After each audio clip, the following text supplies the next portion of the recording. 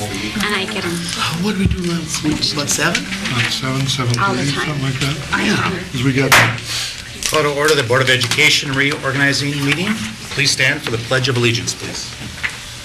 Pledge allegiance to the flag of the United States of America and to the republic for which it stands, one nation, under God, indivisible, with liberty and justice for all. Entertain a motion to approve the agenda. So moved. Is there a second? Second. All in favor, say aye.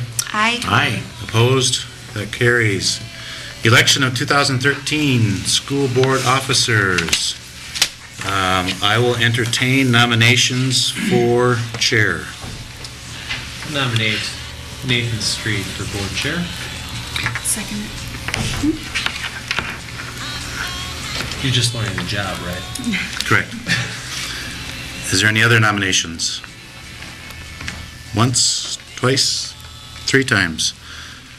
Close the nominations for board chair. All in favor of Nathan Street serving as board chair for 2013, 14, actually 2013, sorry. I'll get ahead of myself. All in favor, say aye. Aye. Opposed? That carries. Nominations for vice chair. I'll nominate Linda Mathiasen.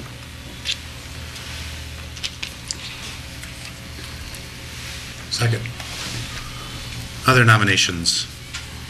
Going once? Twice? 3 times. All in favor of Linda Mathiasen serving as vice chair, signify by... Was there a second? I did. You second. Thank you. I'm like, Okay. I missed it. That's all right. Thank you. All in favor of Linda Mathiasen being vice chair, signify by saying aye. Aye.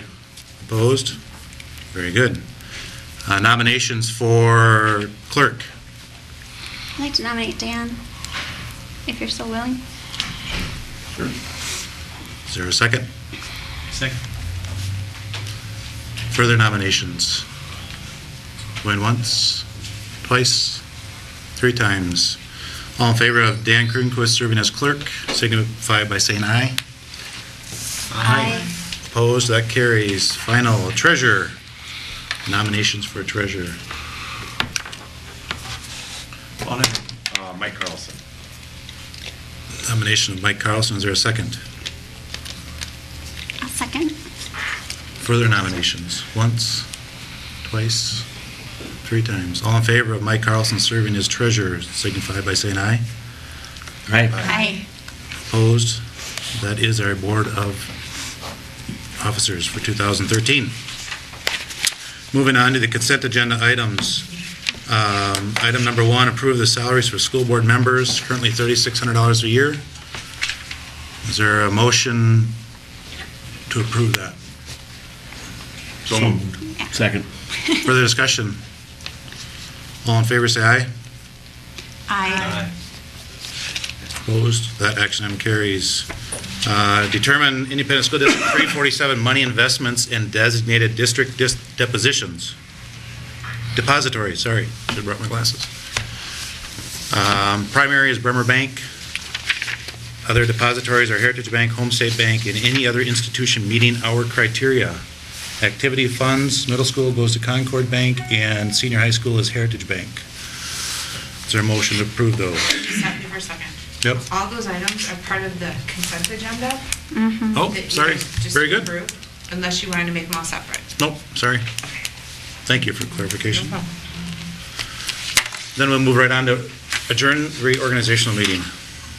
So moved. Is there a second? Second. We are adjourned. Moving on into our regular board meeting. Announcements, next board work session is January 28th, 2013. Our next regular board meeting is February 11th, 2013. I don't have any public comments related to the agenda items. Motion to approve the regular board meeting agenda. So moved. Is there a second? Second. All in favor, say aye. Aye. That carries. On to administrative reports. Everybody has any questions on those? None? Business and finance, Pam. The only thing that I wanted to tell you is about enrollment. enrollment as of the 11th, which was last Friday, seat count was 4,206. Last year, 4,059. We're up Fantastic. 147, and we're holding steady. It's amazing. So I will keep you posted. All right. That's all. Do we typically drop this time of year from the past, if I remember right? We do. It's usually a pretty slow drop. We'll stay steady for a while, and then about May, we take a pretty good drop, but yeah, this is amazing. Good. Now we just got to figure out where we're going to put the kids. Human Resources, Mrs. Fisher. Just a couple quick things. First of all, our eval system, which I know we've talked about before, we keep looking at it and finding out if it's meeting our needs or not, and we're working with the company to get some updates that we specifically need as we're changing our processes and getting things along. So that's going well, and they're actually coming along and they're changing it for us, so that's a good sign. Second of all, seniority lists are going out for all of the groups. The last one to go out will be the teachers, and that should be yet this week. So you'll start seeing those for approval in the next month for February and March board meetings. So Okay. those will be coming. That's it. Okay. Dr. Kierkegaard? With the enrollment of 4206 and a bubble this year, we're probably going to have to take a look, maybe do some talking about facilities this year. I'm not real sure what we end up doing, but I think we need to do some talking about facilities. The two elementary buildings are really, really tight, and if we have a significant increase in our enrollment at the elementary level, I'm not real sure where we're going to put them. Also, at the middle school, they're pretty full. Now, the high school has some space available, but they're a long ways, I think, from being full. Well, maybe not a long ways, but they're not as full as the two elementaries are. When we went to two larger elementaries, the projection at that point in time was that our enrollment was going to continue to kind of slide, and our hope was that we'd stay around 4,000 kids. Well, we're 206 kids above that. And prior to Christmas and almost every vacation, we have a large number of kids coming to register and for the first time and move it into town. So at some point in time, we're going to have to do that. We'll try and make some decisions based on where we think we're going to be next year. We need to get enrollment projections and take a look at what our kindergarten kids are going to be next year. But we had a lot of kindergarten kids this year, and we'll just have to see what we can do. But I wanted to at least bring it up. Sure. Did our high enrollment in kindergarten correspond with the number of 4-year-olds we knew were in the district? Yes and no. Yes and no. That's about as close as I can. We always have some that don't show up, and we have some kids who go through screening and then don't show up. Sure. And then we have other kids who never go to screening and show up. I was just wondering if we could figure out a tolerance to know that there's a game of this What thing. we've done is we've used about 325 kids as our estimates for kindergarten.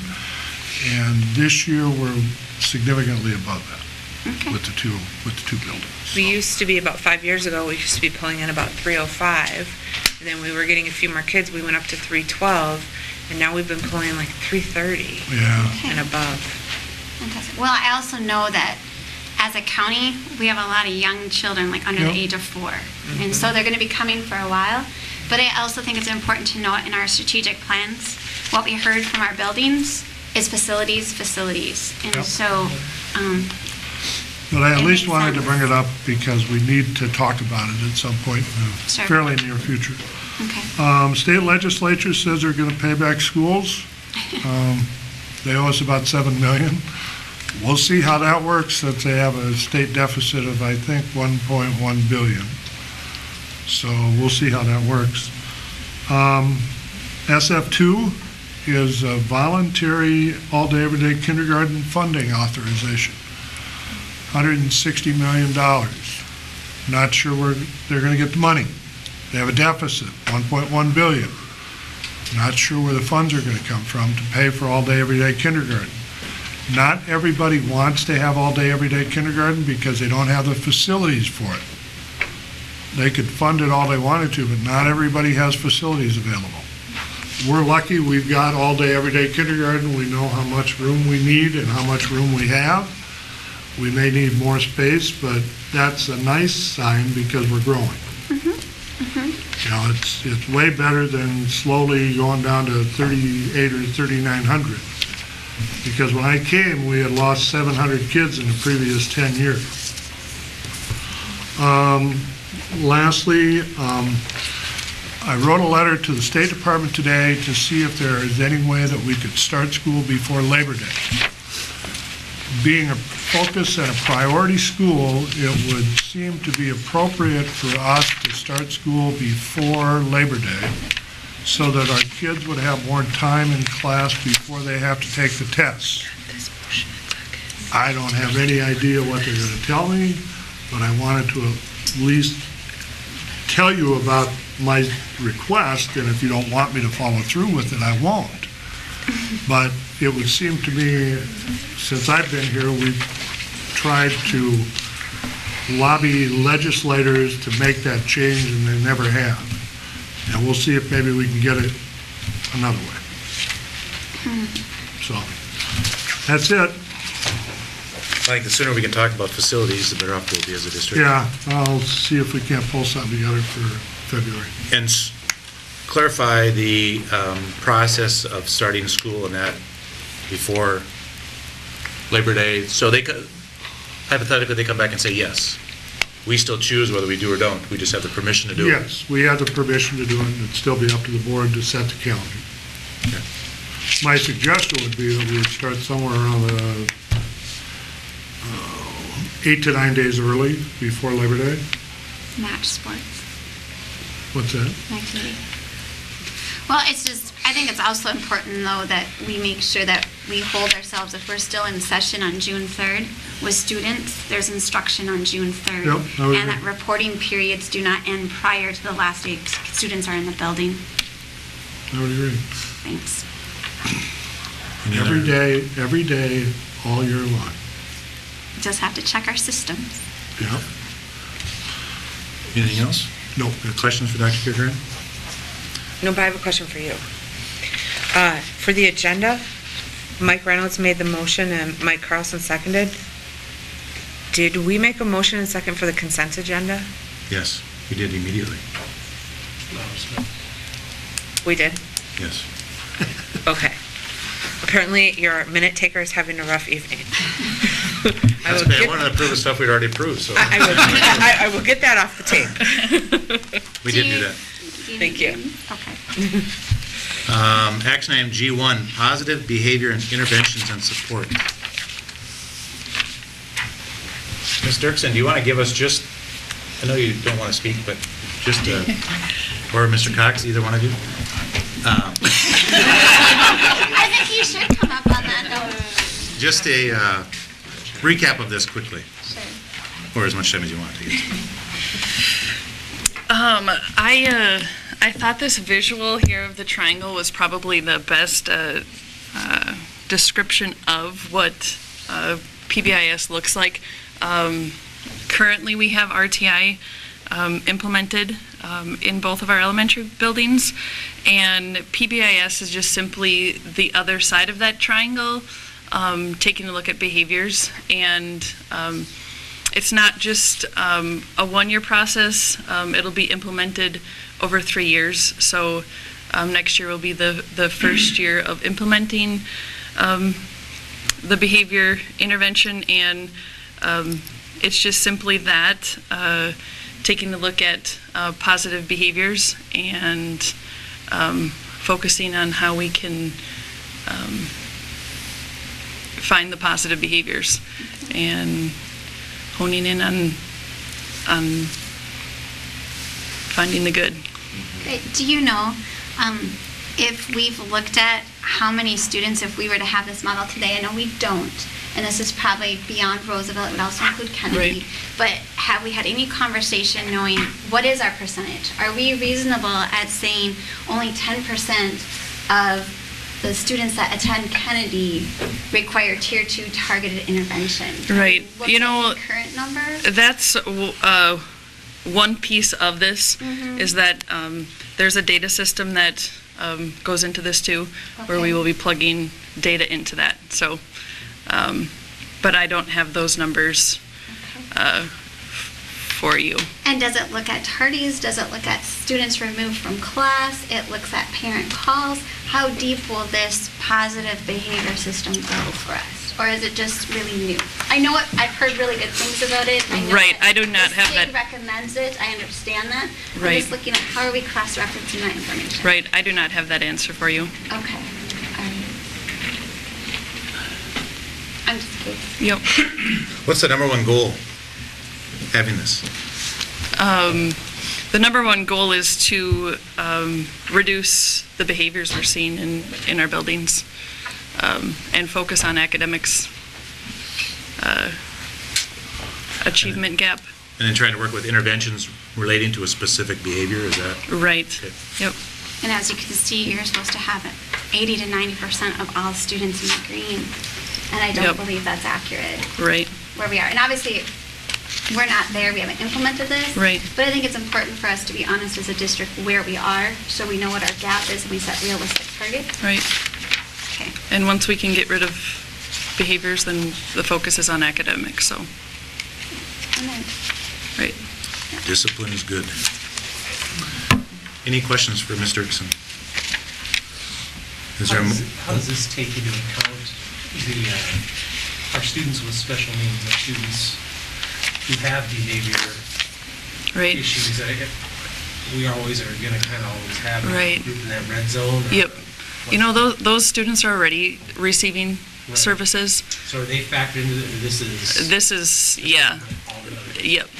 That's something totally different. So we're not really assessing the entire building, we're assessing them in Right. groups. Okay. Yep. okay, other questions? Thank you. Is there a motion to approve action G1, the positive behavior interventions and support systems, I guess? Plan. So move. Is there a second? second. Further discussion? Hearing none, and this is staff recommendation, all in favor say aye. Aye. Opposed? That action item carries.